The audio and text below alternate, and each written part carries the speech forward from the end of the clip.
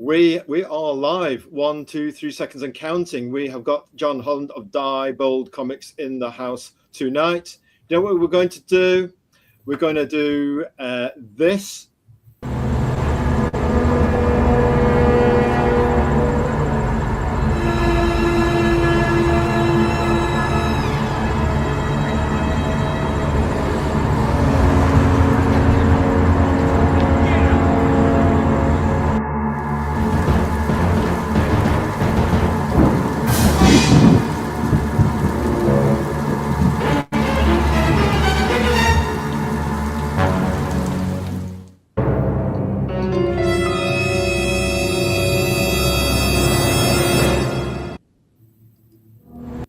How about that? It's very, very dramatic.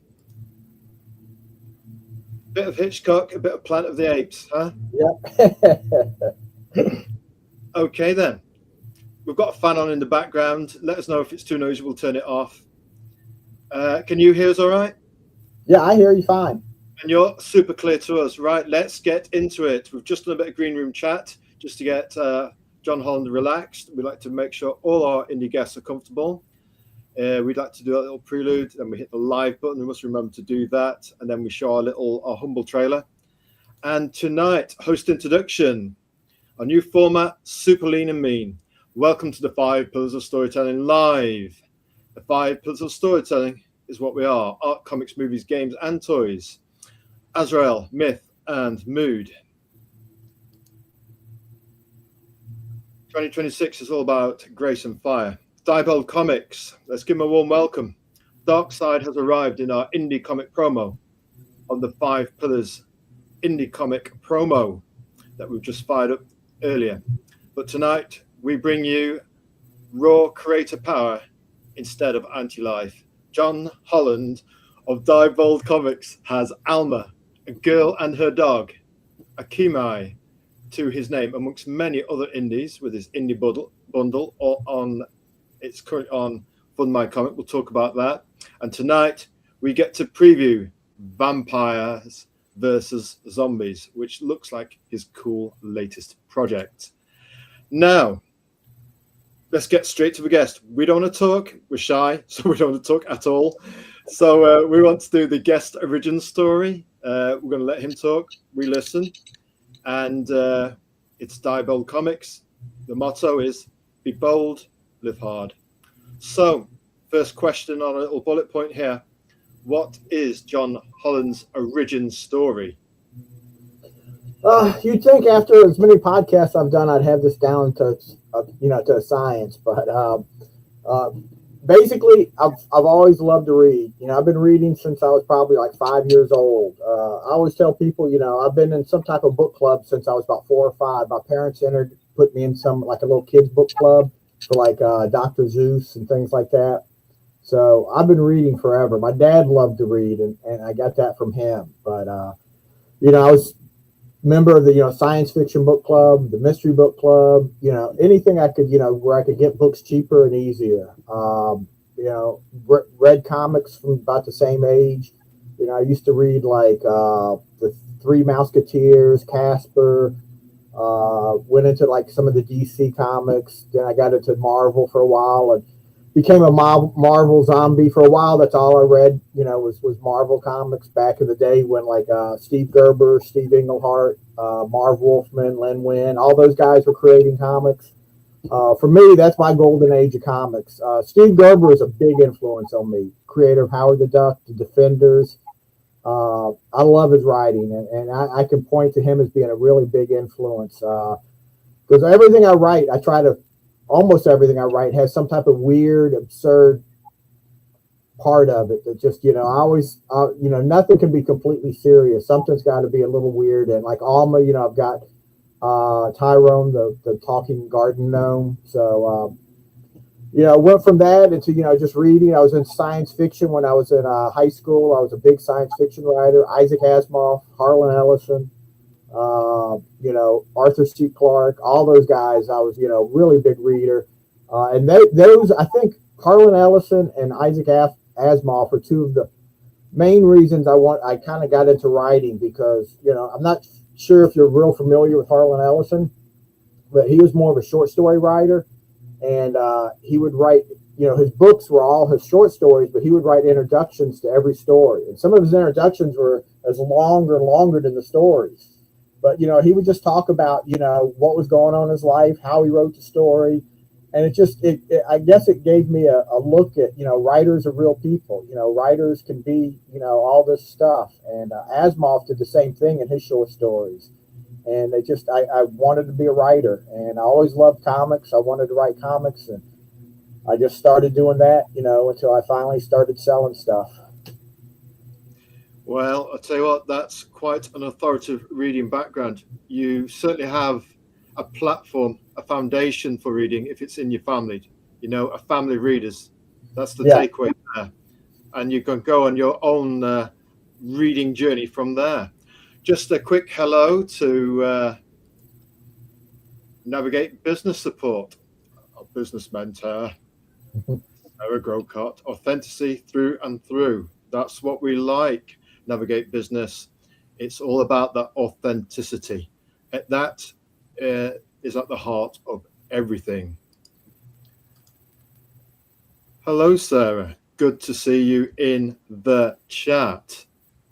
Hopefully you'll find our chat with John Holland enlightening, because he's got some cool indie books that he's done already, but his latest project looks really hot. So we're going to talk about that one too. Right then, how did you get into indie comics, John Holland? Well, it was, when I started trying to get into comics was back in the late 80s and the 90s, right after the direct market started, and then when the indie comic publishers started, like Eclipse and First Comics and Pacific Comics and Fantagraphics and all of those started, and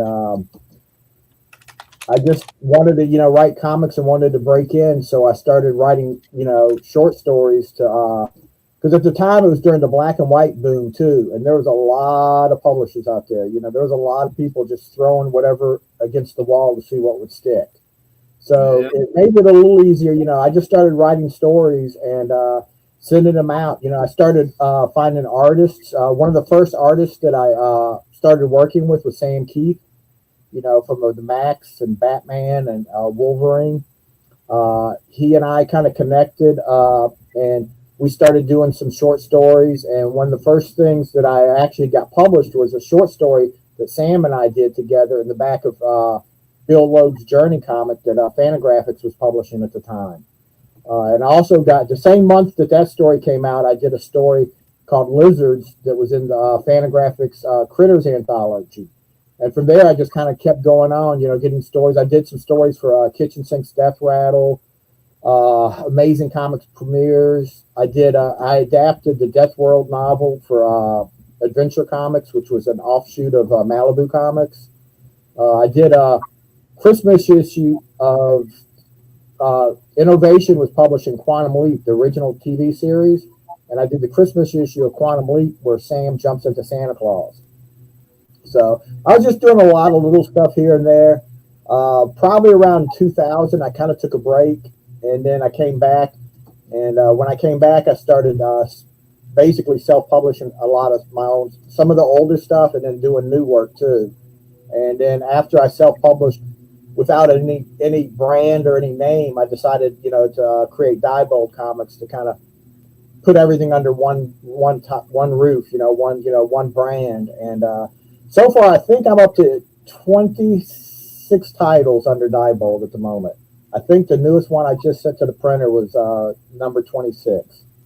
26. So you've got now, you've consolidated, because branding is so important in any business, but in indie comics, I think we're realizing more and more that aspire to be as professional as possible, get that branding nailed, an umbrella for all your projects, and have that sense of continuity and consistency for your potential readers, so they can go, hey, Diebold Comics, that's John Holland, that's ALMA, that's AKEMI, that's A Girl and Her Dog, that's the latest cool indie from you in terms of zombies versus vampires. Yeah. Yeah, and I think it took me a while to learn that. When I first started self-publishing, I didn't have a brand. I basically just used my, I just put it out without any publishing name on it or any. The only thing that connected it was just my name. But it took me a little while, and then I decided, I need a brand.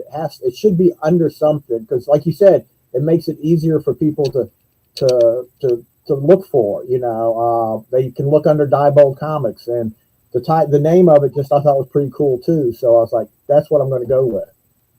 It's a lighthouse in the dark, isn't it? All the lost ships who want some cool indie comics to read can see your lighthouse. They can see your clear branding signal in the dark, can't they? We've got to ask you, John, that's, that's all part of authenticity, isn't it? From, okay, I've got all my stuff, but what authentic branding reflects that? What cohesive umbrella of branding reflects that? So next bullet point we've got for you is, why do your stories and your indies matter, John? Well, I mean, some ways that's for other people to decide, but I think it matters. I try to write the best story I can write. I try to, I'm more character driven than story driven. I try to write stories about people, even if my newest thing is vampires and zombies. I'm trying to tell a story in there about people, about more than just, a big fight or monsters or villains. ALMA, which is the story of, a 72-year-old grandmother. I wanted to write a story from a different point of view. You don't see a lot of old people in comic books, or you don't see them as the main character. Usually when you think of older people, you think of them, you don't think of them as that much. And I wanted a story that, that showed, she could be the hero of the story, so a lot of times I try to come up with an idea and spin it a little bit and come up with a little different, than just what the normal, thought pattern might be for that idea. It's the idea that what we're getting from your point of view, being people driven, John, is that people matter and people's stories matter. Not necessarily how old they are. Yeah. And, and a girl and her dog is like that. Basically that story is about, the connection between a girl and her dog. All my stories, like I said, are more, the character is more important than the story itself. Though I try to, make a story to fit it and, make it interesting. I am a lot more character driven than plot driven. Sounds good to us. We've got another comment from Navigate Business Support.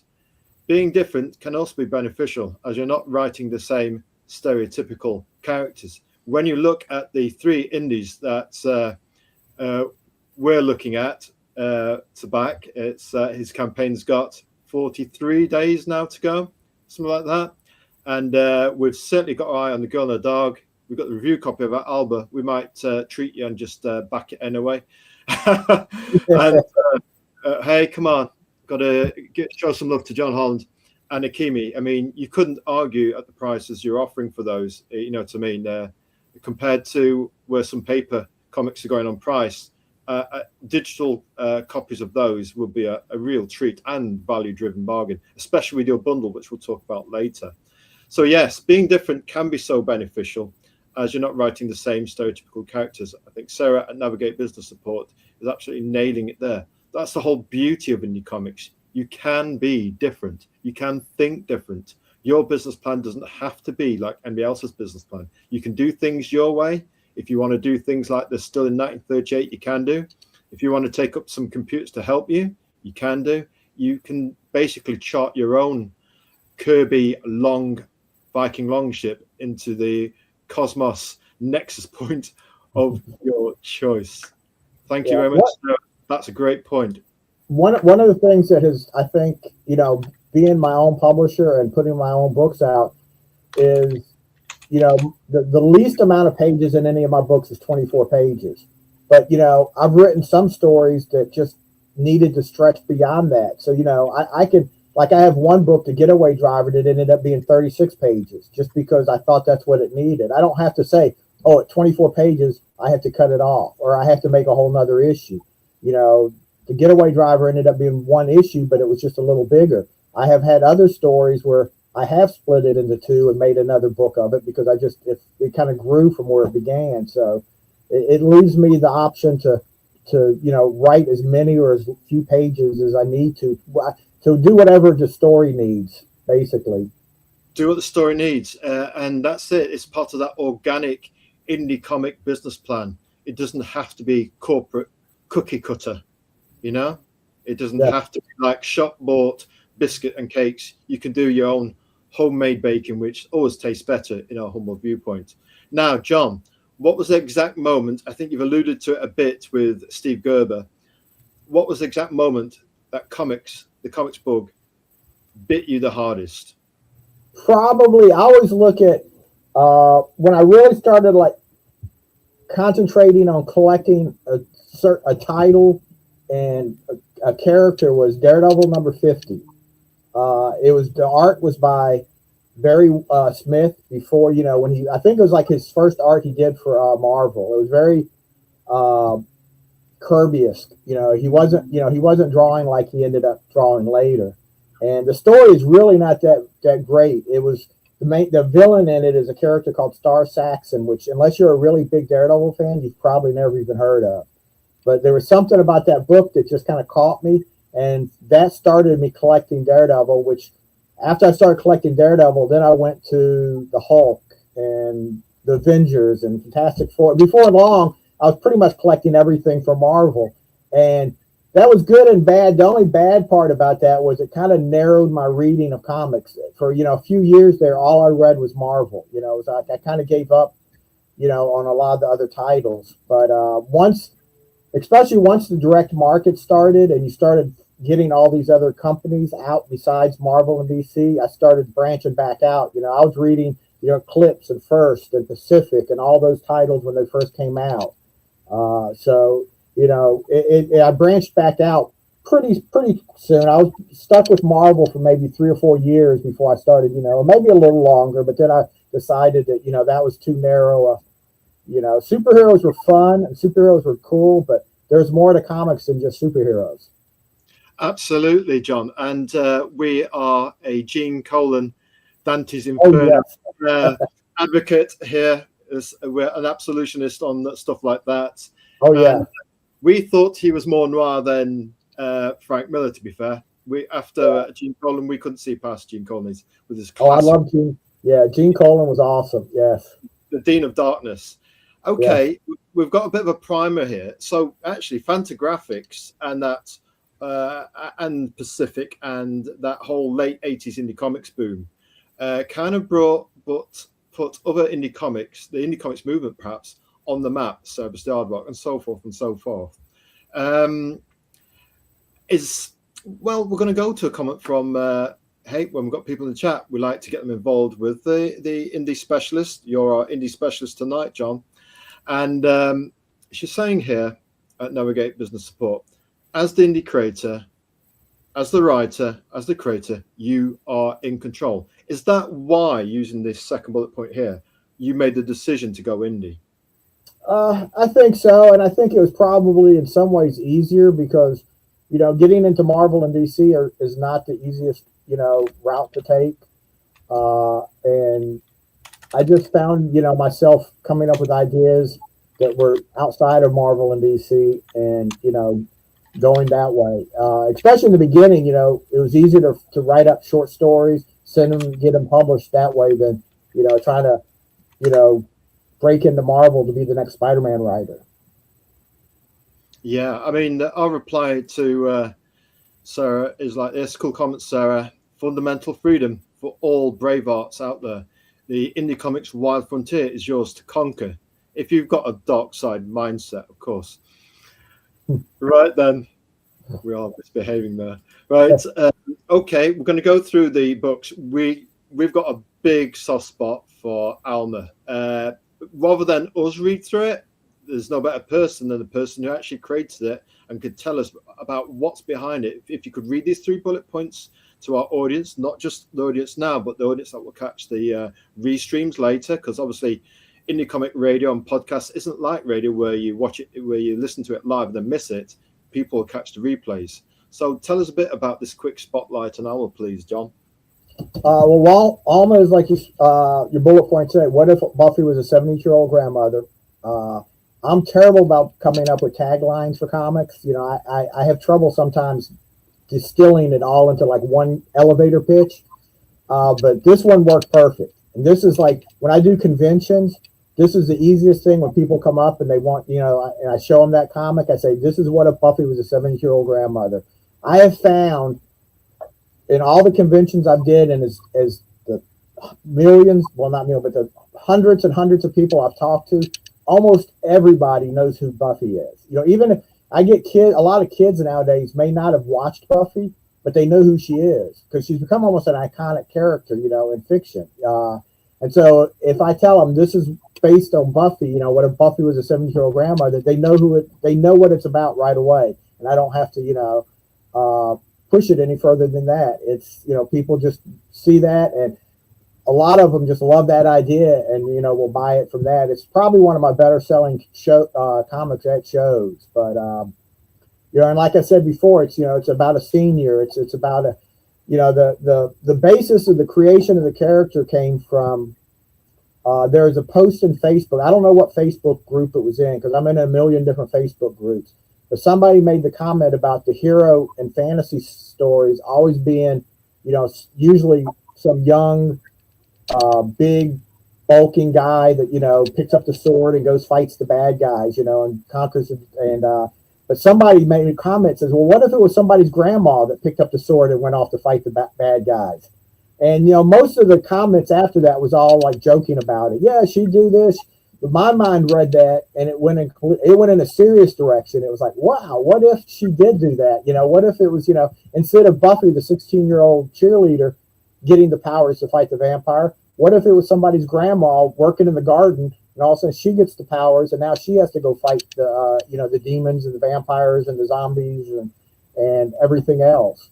And that was the beginning of the idea, but also it merged between Buffy and my mom. My mom's name is Alma, and I printed the first edition of this book right before my mom passed away. But I needed, when I was trying to come up with a name for the character, I was trying to think of the strongest name I could think of. And my mom was like the strongest person in the world. I mean, she, at 80 years old, she'd be out there mowing her yard still. So, I was like, that's a no-brainer. That was the name. So after she passed, I redid it into the 48-page book because originally it was only a 24-page book. So I added 8 more pages of comic story. So there's 32 pages of comic story in the book. But there's also, I took recipes that she had created and put those in the book. She was writing like a diary of her life, and I put some pages of that in the book. I put a letter page in the book. So I've kind of created that first issue as a tribute to my mom more so than ever. So I always say Alma is a combination of Buffy and my mom. John Holland, let us tell you now, if there's been a better premise for an indie comic book, we haven't heard it. That's Thank beautiful. You. That is special. That was going to be our next question, but we thought we'll let you bring it up. And that is a terrific tribute, as we say, to the person that gave us the air we breathe. That's beautiful, John. Now, in Alma news, though, I actually signed a contract with Source Point Press recently, and they're going to publish a graphic novel of Alma. We're going to add more, because it was originally intended to be more than one issue, and we just, I just haven't been able to get to it. But we're going to add like 2 more issues, basically tell the first storyline, and it'll come out as a graphic novel. But we're probably not looking at that for at least a year before we can get that, and they'll get it out. But and we're going to move it from black and white into color also. So yeah, the noir look works brilliantly. Your artist on that one, by the way, what's his name again? Hernan Gonzalez. He's an awesome artist. His artwork is absolutely stunning. It's one of the things that really clobbered us when we saw it. When you see something and it just has you at hello, that and the backstory with your mother. Well, I think Navigate Business, Sarah's saying it here. Love the background story and the connection to John's mum. Straight away, we all get that. That's something we can all kind of identify with, It's there's nobody quite like your mum. Yep. Yep. And now Hernan is actually doing work for IDW right now. He's drawing one of the Star Trek comics. Really? Yeah, he has moved. I always knew Hernan was going to go far because he's a really good artist. He actually worked on a few comics with me besides ALMA, so and did a lot of covers for me. But yeah, he's doing. I think he's done work for IDW and a few other of the indie publishers. That's relatable. It's just saying in the chat that it's relatable. It's very touching, and straight away, Sarah at Navigate Business Support has kind of identified with that. That's a connection you made right away there. Anybody could read ALMA and get it. They can get what you're trying to do, what you're trying to put across, and your artist is slaying that one. Excuse the right.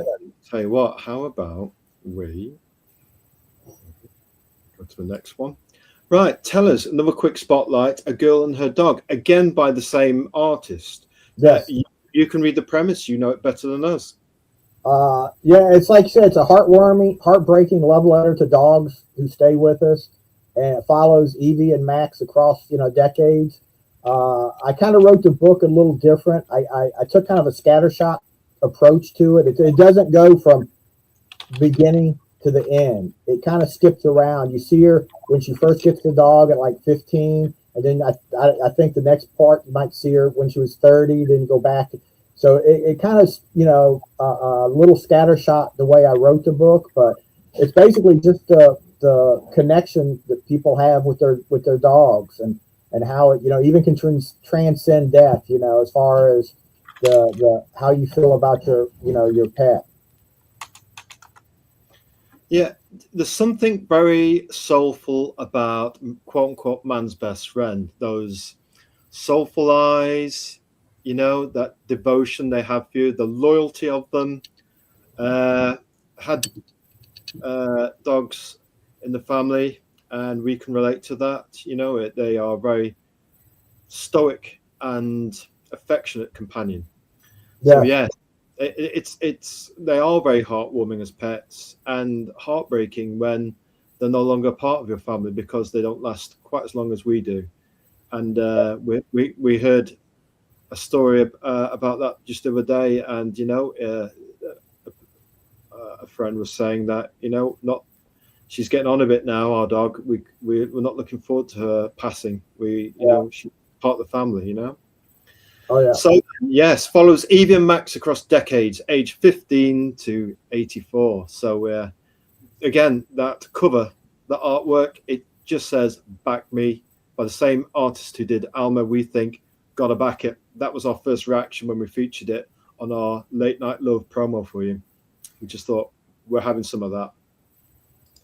Now, our third quick spotlight before we get on to the main event of your latest and greatest. We've got a few extra bullet points for this one. This one caught our eye a while back. We thought we're going to back that, and how it is. You've got that many indies to keep an eye on, and it just slipped out of our grasp. But we thought this time we're getting that. So yes, we've got about 6 bullet points on this. This striking cover really caught our eye. Tell us about it, please, John. AKEMI is as your bullet point say, it's a young woman raised as an assassin by her father, escapes Japan, and comes to America. She's recruited into the Order of the Innocent Blood. It's an underground war against demons and monsters. She must confront the darkness she was trained to serve. Because in Japan, her father was raising her to be an assassin. Her father was the evil overlord, the evil warlord. So he was training her from the moment she could walk to being an assassin. And her mother was American, and she eventually takes AKEMI when she's 12, and they flee to America. It's the first issue. Actually, the first 2 issues are completely done. The first issue is done. Second issue is done at this point. So we're working on the 3rd issue. The goal is to make it an ongoing series. We did try to do it on Fund My Comics, and it didn't do very well. So we're actually putting this to the side for the moment. We're going to do the next book that we're going to talk about, and then we're going to come back probably in August or September, and we're going to do a Kickstarter on AKEMI. We'll have the first 2, maybe 3 issues done by then, and we'll do a Kickstarter on it. The Fund My Kind. Now you can get the digital copy of it through the campaign I do have on Fund My Comics right now. It's part of the the whole, I forgot how many 15 comics I'm offering or something. So you can get the digital, but as far as the print copy, we're going to wait till I figured I'd take a break and we do a few other things, and we're going to do that in probably August, maybe September, depending on when this next campaign ends. But yeah, AKEMI is by a different artist. It's by Jorge Luis Gabedo, and I love his work. His work is a lot different than what Hernan's is, but I found him on Facebook, and we've been doing a lot of stuff lately.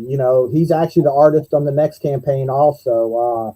He's proven to be really quick, and we've just kind of clicked and have made a really good team working together. But AKEMI is inspired by Warrior Nun from Antarctica Press. If you're anybody's familiar with that, it's nothing like Warrior Nun, except that she's basically kind of like a nun that fights bad guys in that sense. Because I never read Warrior Nun. I've worked with Ben Dunn from Antarctic Press. He's published some stuff that I've done, and he was talking about bringing a new version of Warrior Nun back, because he sold Warrior Nun to a Netflix, so he can't publish Warrior Nun itself, but he can create something similar, I guess. So when he started talking about that, it made me start thinking about what would I, how I would do with that concept, and that's what kind of created AKEMI. And she's become one of my favorite characters. I love AKEMI. She's a fun book to write. Like I said, we've done 2 issues. I've already got the part of the 3rd issue script already. So we want to do 4 issues, put it in a trade, and have to tell one story for that, and then hopefully move on to the next arc and just continue it. We'd say, just from a casual glance here, that looks like a concept, because you're enjoying it and it's fun. We suspect this one's got legs. What do you think? I'm hoping. I'm hoping. It's like, again, AKEMI, the main focus of the story is AKEMI and her friendship with one of the American girls that's in the group, the Order of Innocent Blood, Stacy. And it's, there's a lot of fighting, a lot of monsters. There's a dragon in the 2nd issue, but at the end, I'm still hoping that, to the core of the book, I'm hoping, I'm telling a story about, AKEMI coming of age. She's got, she left Japan, but, all her, upbringing was in Japan. So now she's kind of thrust in America. She's been thrust in this Catholic organization, and she, her religion was, from Japan. So she's got a lot of stuff going on, and, she's trying to decide what she believes and, who's telling the truth, and a lot of things, is in the middle of fighting all these monsters and demons and everything. We would say, actually, just something that was going through our minds and in previous indie chats, where some people have rotational IPs. If ALMA does, as a bigger graphic novel, sprout legs to keep it ongoing, you'd have a range of styles. You've got the realistic style with ALMA and a girl and her dog, but you've also got this stylistic style as well. And you can maybe appeal to 2 different camps in terms of getting Diebold out there. Yes, yeah. I have a few different, like the next project that, we'll be talking about, that's actually intended to be an ongoing series too. So I write a lot of, I've got a few others, that's intended if I can get them off the ground to continue with them also. So, speaking of dogs, she always, I don't know why, whenever I get on a podcast, she wants to jump up and join. So. She wants some attention and join in, yeah? She wants some attention to join in. I'll tell you what, speaking about the next project and your beloved dog, maybe she can join us for this next section. Current project deep dive, it's vampires versus zombies. The journal Journals of Enoch Chase. Cool name, by the way. So take it away, John Holland. This is the main event.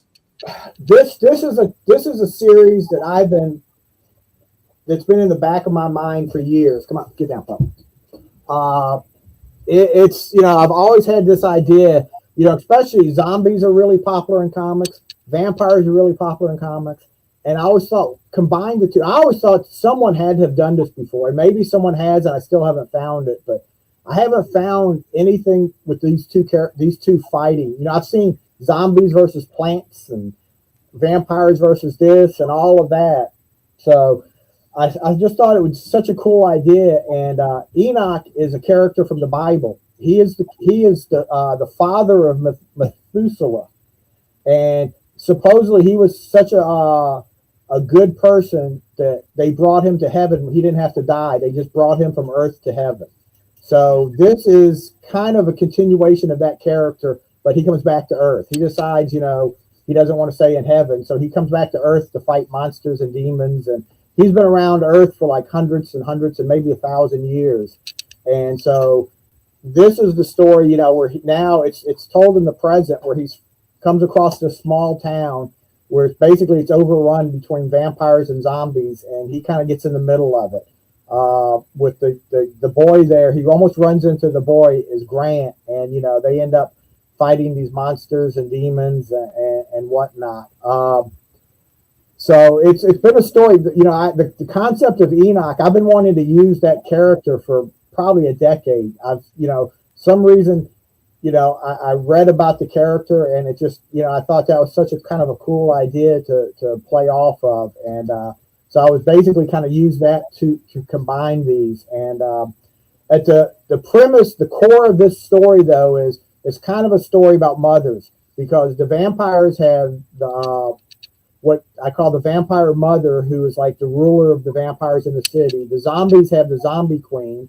And then Grant's mother is in the story. So it's kind of a story of the three mothers and the fight, between them. So at the core, it's a story about mothers and family, even though there's a lot of vampires and zombies getting blown apart and beheaded and everything else in the story. So it's originally the Kickstarter was supposed to start July 1st. We're probably pushing it back by a week or two, because I've hired, I'm working with a company that actually is helping me create the Kickstarter, because they know what they're doing and I don't. So we should be launching in the next, hopefully this week, we'll be putting out the part of the Kickstarter where we try to, get signups ahead of time. And then we'll be launching the Kickstarter itself no later than 2 weeks into July. So we're not pushing it back too much. But I wanted to get this right and really be able to get it out to people, because I think it's the type of idea that, can have legs. A lot of people, vampires and zombies are so popular that I'm hoping, some of that rubs off on this book and people will just pick it up for that. And then, they'll stay for the story. Hopefully it'll catch fire and they'll stay for the story, like you say. And what we like is that you're not just on Kickstarter, you're on Fund My Comic as well, supporting the new incumbent, so they get a bit of business as well, and hopefully you'll get extra exposure through different indie comic tribes, because some people only perhaps back through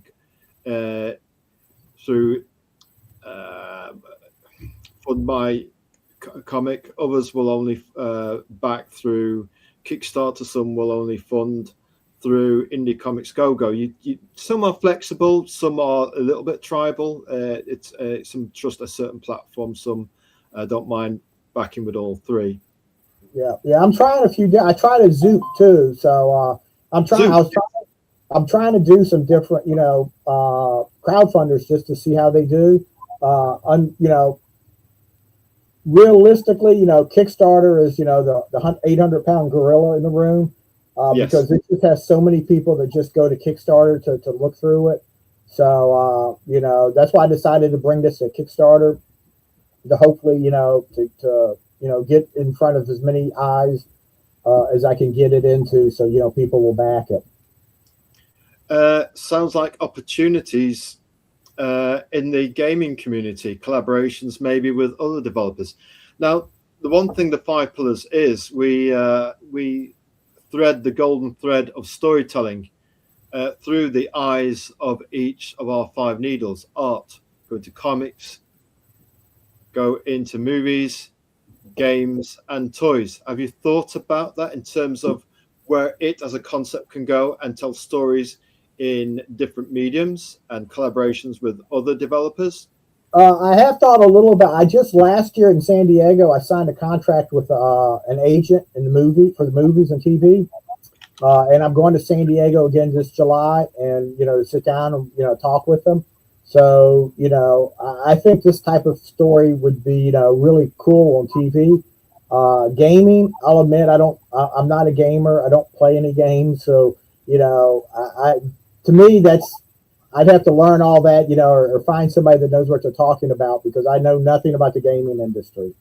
But hopefully, it could, I always thought ALMA would be a great TV series, kind of like in the vein of Buffy. I always thought that would be, a really cool show. So, who knows, now that I've found, an agent, somebody that, because there's no way I could get my work in front of people in Hollywood. But, hopefully now that I have somebody that's doing that, somebody might see that, and who knows what will happen.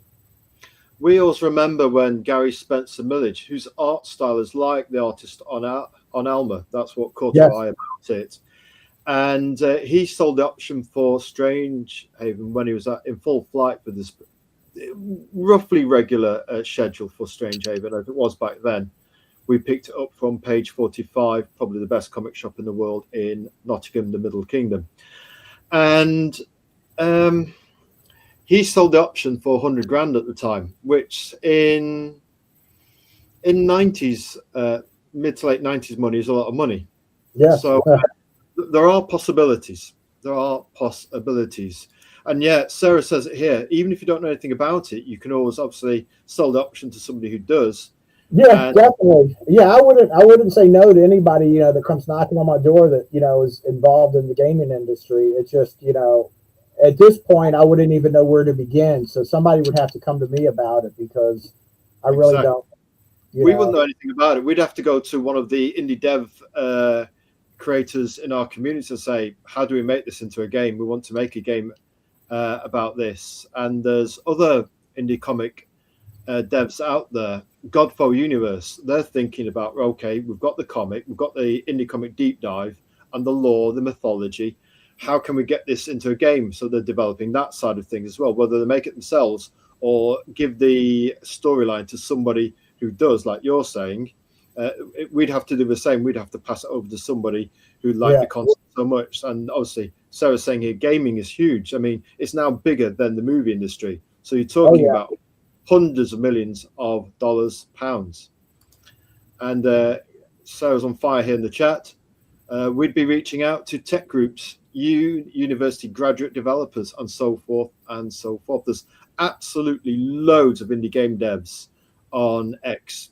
Absolutely a ton load. We've been featuring them every Saturday, especially in the Japanese indie dev gaming community. Konnichiwa to our Japanese cousins out there in exotic and beautiful Japan. And and again, John has the story and vision, and they have the reach. We'll just type to Sarah, bullseye. Yes. Yep, that's a gold comment, Sarah. Absolutely. He's got the vision, just needs somebody. And what can we say? It's I think the world is at our feet at the minute. There's so many opportunities with technology, you know what I mean? Some technologies can warp drive you if you harness them rather than be a slave to them. There's computers, there's AI, there's all sorts of stuff. But from our point of view, when we do our indie comic, you'll take the pencil from our cold, dying hands. But we don't mind looking at technology in terms of, right, okay, can we do what we're doing faster? Can we get rid of all the boring bits? Can we help with marketing or taglines? Or hold up the mirror to us and say, right, is what we're saying as a salesperson, does it make sense? Sometimes you can use technology like computers and AI in a kind of reflective way, or just coming up with a good smoothie to help your brain focus for the rest of the day. So yeah, we come up with our own smoothies. We've got a really cool one at the minute, which is beetroot, pickled beetroot, frozen blueberries, frozen pineapples, going through the list now, and whole milk, can be water, turmeric, ginger, and black pepper, and we blitz it. And I tell you what, our energy level afterwards is vertical. It's just incredible. Right then, here we go. It's another bit. Now, we didn't show too many. We went to your private Google link down Dropbox thing, and we thought we felt like a kid before Christmas unwrapping the presents that we should be there.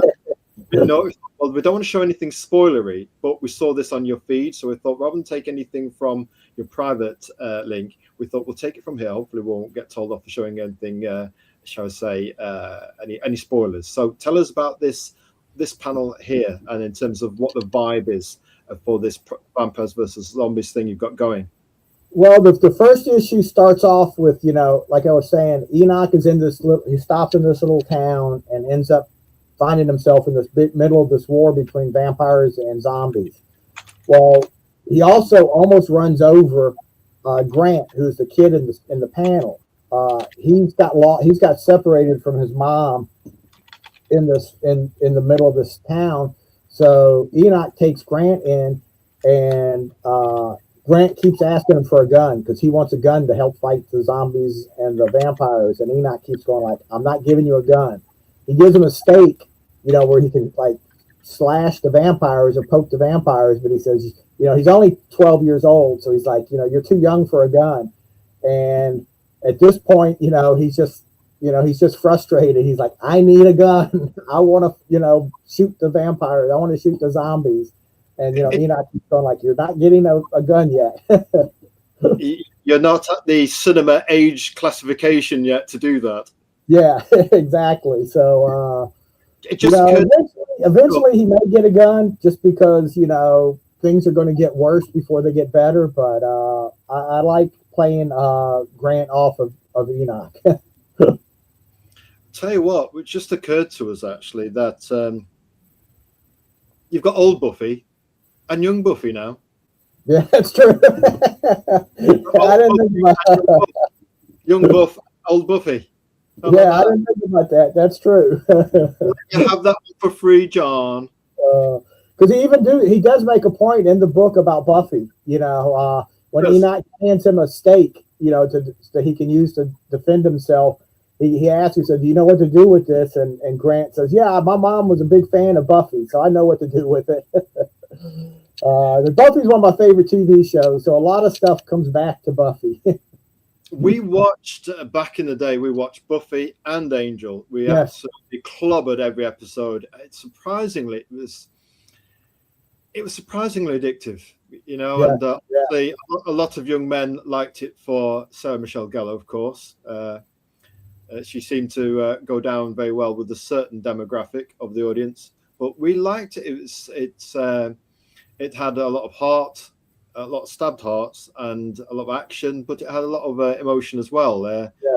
It was is it Josh Whedon? Josh Whedon, yeah, who created it. He was really on fire with that one. Then obviously got the cinema, the film gigs afterwards. Now we'll just rattle through a few of this is Sarah's at Navigate Business Support's thoughts. She's somebody who's done a lot of work with AI and training on it and that.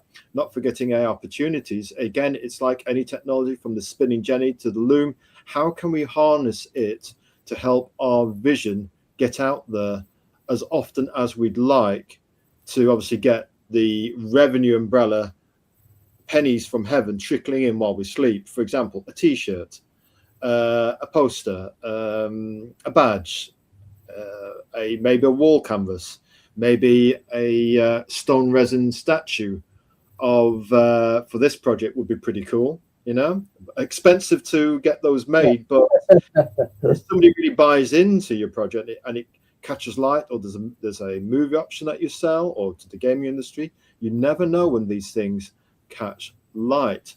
And Sarah's saying here again, this is important. The one thing we know from our life just in terms of doing social media, is work smarter, not harder. Part of our Grace and Fire initiative for 2026 is get rid of the opus, get rid of the verbosity, make it iPhone friendly, iFire sentence, big algo pick. There's where they get that emotional connection. Less is more, you know. And so yeah, as regarding to the smoothie, yeah, it is called so, that smoothie. We've coined it. Wait 1 second here. This is our comment. You're on point, so regarding AI rocket fuel, to not to replace us or press a button, but to augment our traditional skills. If that can be done, work smarter, not harder. And that smoothie, we've said, is coined the magenta magma. If you want vertical energy and you're in a tough spot because you had a late night, then that's what we're having afterwards.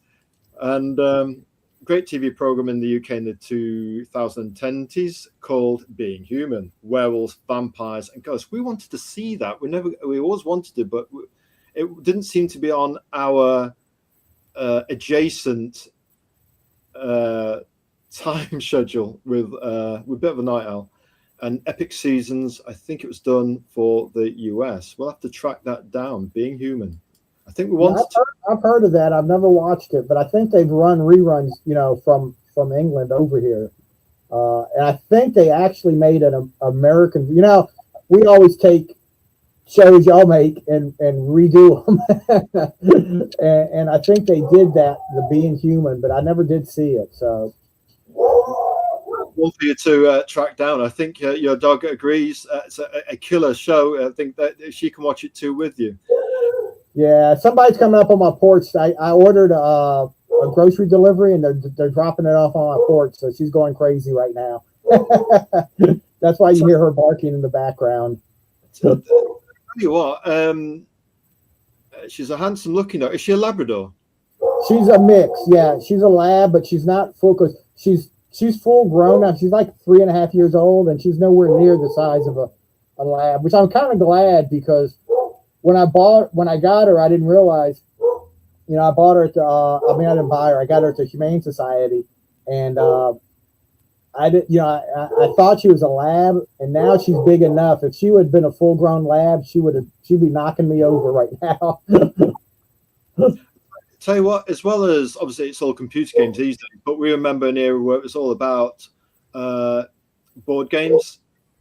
I mean, we love things like Monopoly, Parker Brothers movie game, and A Game of Life, and many others, and Cluedo.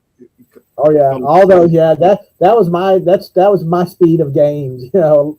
Monopoly, Trivial Pursuit. Trivial Pursuit, yeah. Yes, we remember a lot of fallings out with Trivial Pursuit. He says, we say vaguely. It's Sarah.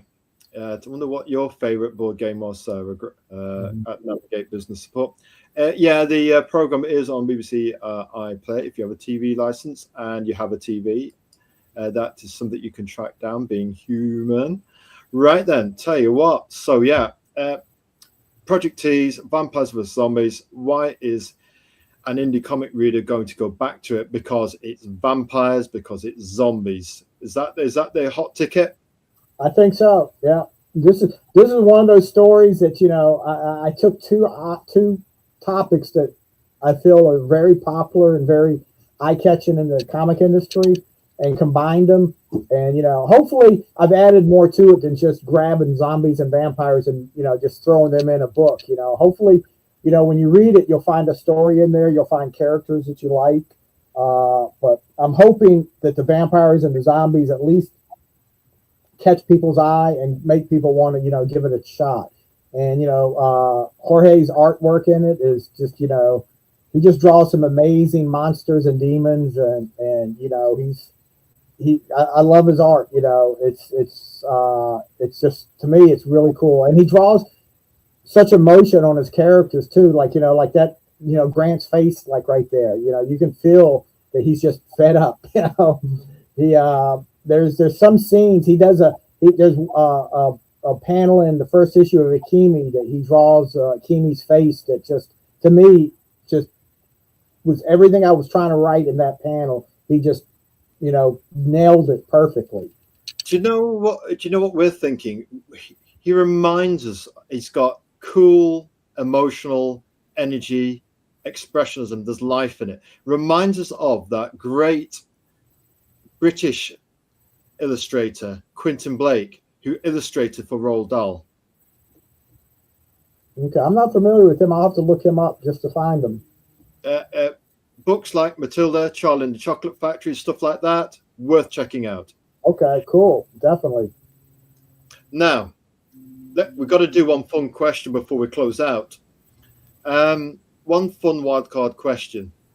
Desert Island disc style comic run, toys or movie?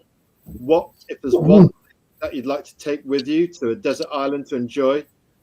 We'll let you take your dog as well, of course. There's a strong So with your dog, what's the one thing you'd like to take with you to the desert island? If it's an indie comic, a comic book, a toy, or a movie, which one would it be? Oh, that's tough. Oh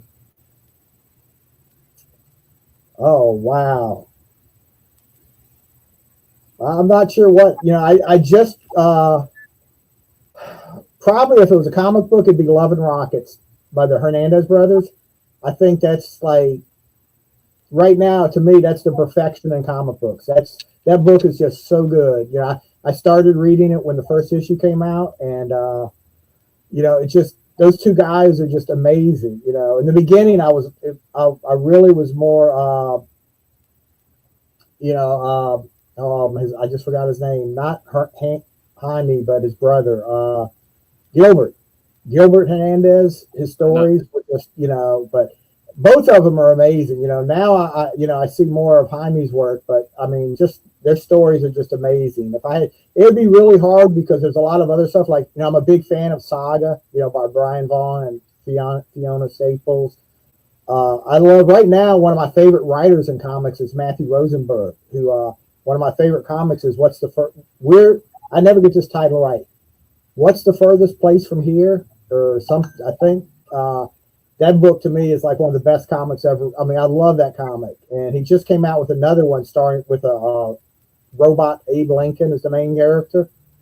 But I think if I had to pick one comic, it'd probably be Love and Rockets.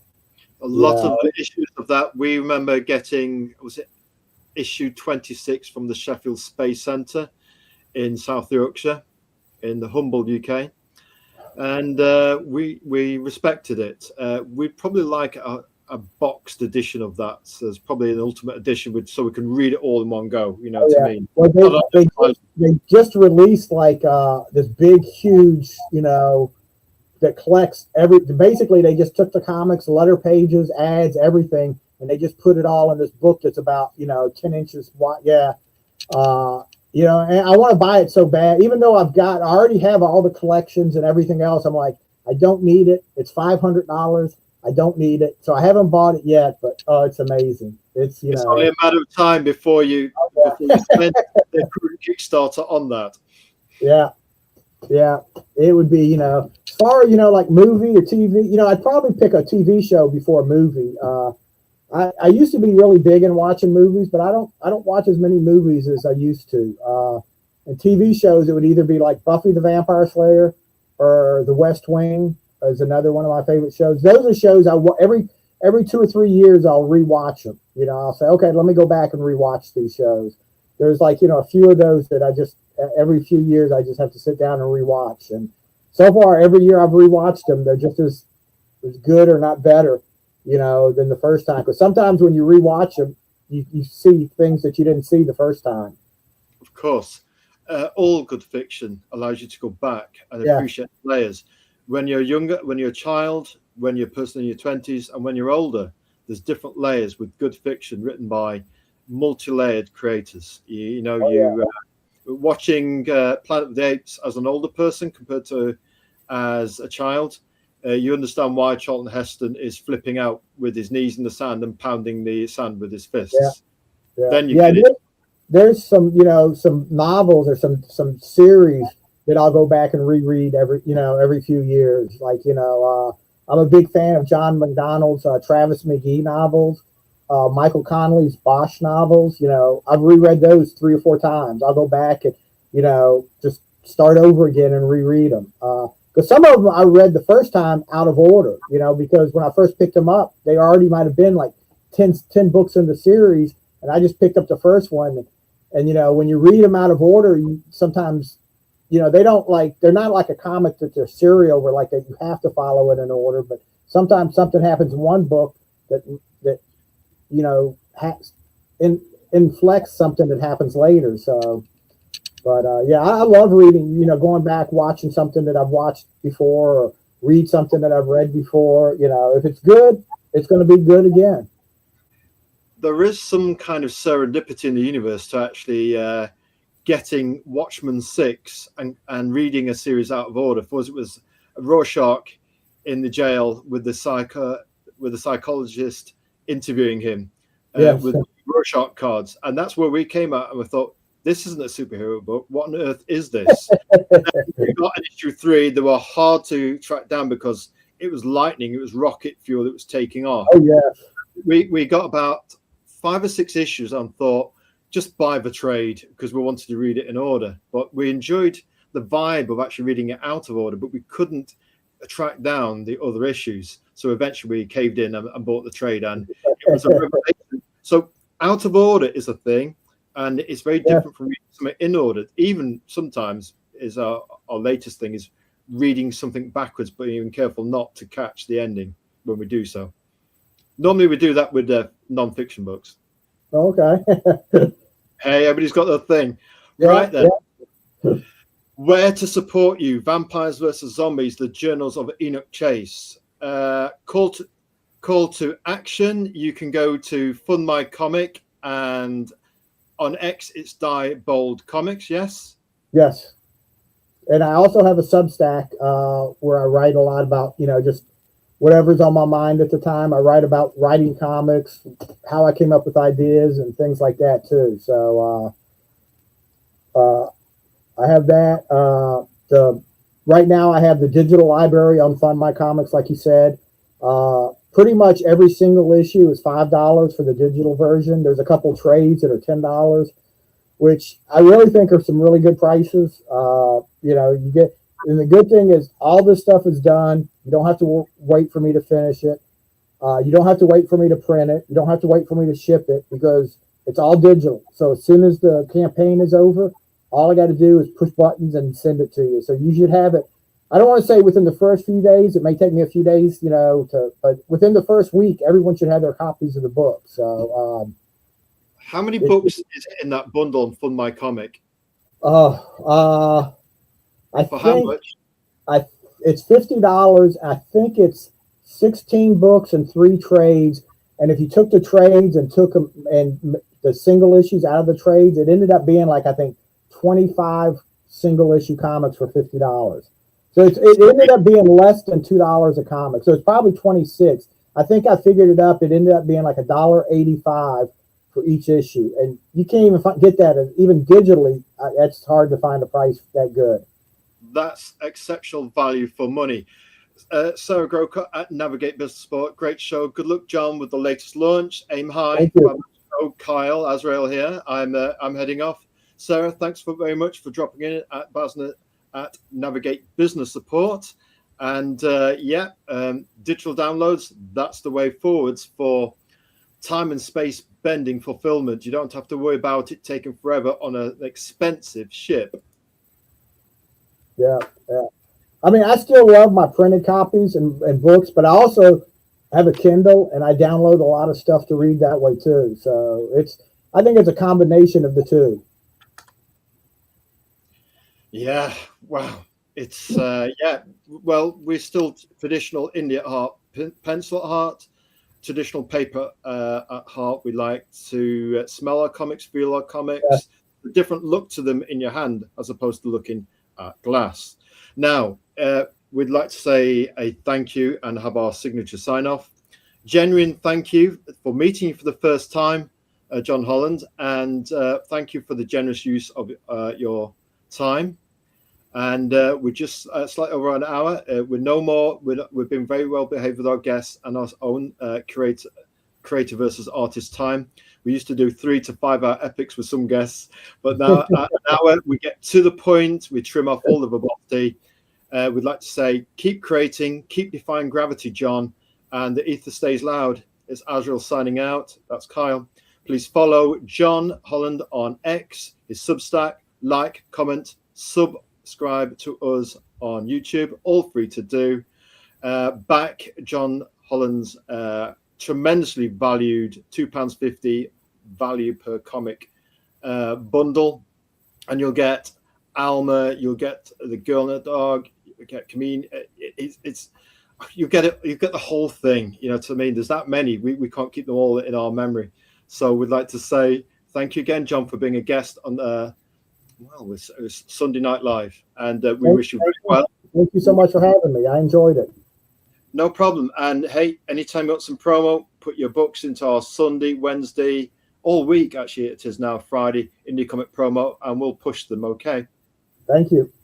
No bother. Right then, we'll hit the button for our sign out music. Thank